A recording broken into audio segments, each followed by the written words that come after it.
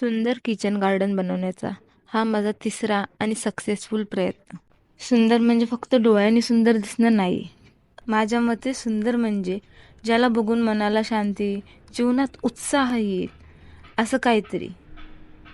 मी माझ्या किचन गार्डनमध्ये वांगी, भेंडी, कोथिंबीर, पालक, मुळा ही झाडे बियांपासून उगवली.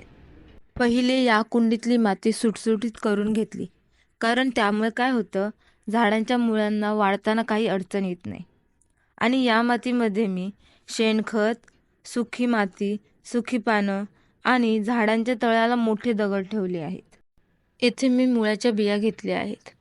मी विचार करते या कुंडीत मी मुळाच्या बिया रुजवेन. गार्डनिंगच्या कामात मी पारंगत आहे असं नाही.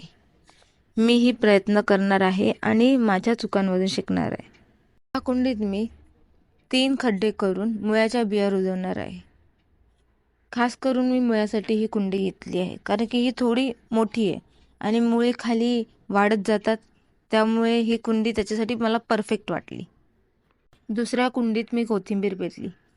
ही माझी कोथिंबीर पेरण्याची पहिलीच वेळ असल्यामुळे मी सगळीकडे बिया पसरवून लावल्या.